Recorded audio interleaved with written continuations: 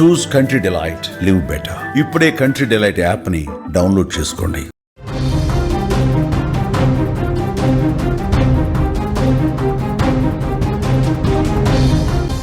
సిరిసిల్ల జిల్లాలో విషాదం నెలకొంది. ప్రేమ పేరుతో యువకుడు వేధించడం జరిగింది. మనస్తాపంతో యువతి ఆత్మహత్య చేసుకుంది. కోరుట్ల అల్లమయ్య గుట్ట ప్రాంతంలో ఈ ఘటన చోటు చేసుకుంది. పోలీసులకు మృతురాలి తల్లి ఫిర్యాదు చేసినట్లు కూడా మనకి సమాచారం అందుతోంది. ఈ నేపథ్యంలో పోలీసులు దర్యాప్తు కూడా చేస్తున్నట్లుగా సమాచారం. ప్రేమ పేరుతో ఓ యువకుడి వేధింపులకు ఓ యువతి బలైపోయింది. ఎన్నిసార్లు హెచ్చరించినా అతనిలో మార్పు రాలేదు. ప్రేమించకపోతే చచ్చిపోతానంటూ బెదిరింపులకు పాల్పడడంతో పాటు ప్రేమ పేరుతో నిత్యం వేధించడంతో మనస్తాపానికి గురైన యువతి ఆత్మహత్య చేసుకున్న ఘటన సిరిసిల్ల జిల్లాలో చోటు చేసుకుంది.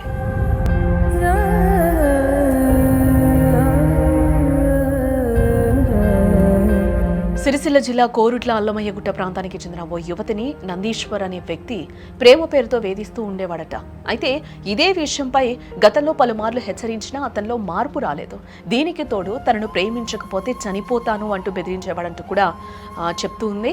దీనికి తోడు ప్రతిరోజు ప్రేమ పేరుతో వేధించడంతో మనస్తాపానికి గురైన యువతి తానే చనిపోవాలని భావించి ఇంట్లో ఎవరూ లేని సమయంలో ఆత్మహత్య చేసుకుంది. ఇక కూతురి మరణ వార్త విన్న తల్లి కన్నీరు మున్నీరుగా విలపిస్తోంది. తమకు న్యాయం చేయాలంటూ కోరుతోంది.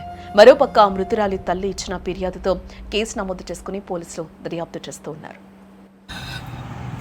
ప్రేమ ప్రేమ అని ఎవరో వేధించి అబ్బాయి నిన్నే తెలిసిన విషయం అతను చనిపోతా అని చెప్పి నా బిడ్డను బెదిరించిందని తెలిసింది. నువ్వు చనిపోవడం ఎందుకని ఆమె ఇంటికి వచ్చి ఆమె సూసైడ్ చేసుకుంది. ఇది నిన్న జరిగింది. అక్కడ షాప్ కాడికి వెళ్ళేసరికి షాప్ బంద్ చేసుకొని ఆమె ఏడుచుకుంటూ వస్తుంది. ఏమైంది, ఎందుకు ఏడుస్తున్నావు అంటే ఏం లేదమ్మా నాడు అనుకుంటా నన్ను అన్నది.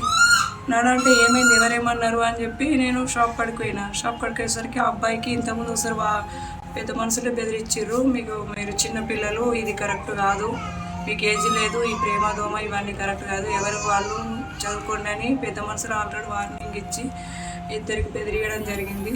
అది బెదిరించి ఒక 2 నెలలు అవుతుంది సార్. 2 నెలల నుండి ఎవరు వాళ్ళు సైలెంట్గానే ఉన్నారు.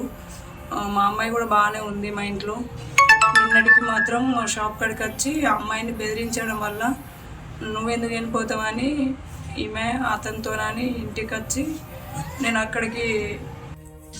నేను చనిపోయిన అమ్మాయికి అర్థం అయితే మేము వదిలే అయితే 6కి షాప్కి వెళ్ళి నేను 9:30 వరకు ఇంట్లో పని చేసేసి మొత్తం షాప్కి వెళ్దామని వెళ్ళినా. వెళ్ళేసరికి అంటే ఆయన షాప్ పక్కకి అయితే మాట్లాడుతూ సిగరెట్ కోసం వచ్చిన అంటే సిగరెట్ ఇచ్చేసినాం. తర్వాత వెళ్ళిపోయాడు.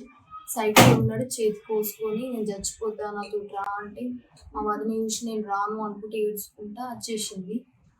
వచ్చేసి మళ్ళీ వచ్చి తిట్టింది, నేను రాను ఇటు రాను అని తిడితే ఆడేమన్నాడు ఎందుకు రావు అని చెప్పి మొత్తం చేతి కోసుకున్నాడు. చేతి కోసుకున్నాక నువ్వే ఉండు మరి నేనే చచ్చిపోదాన్ని వచ్చి సూసైడ్ చేసుకున్నాను.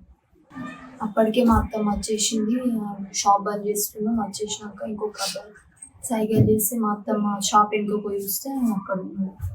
తర్వాత నేను బెదిరించి మేము ఇంటికి వచ్చే లోపల డోర్ వేసుకున్నాం.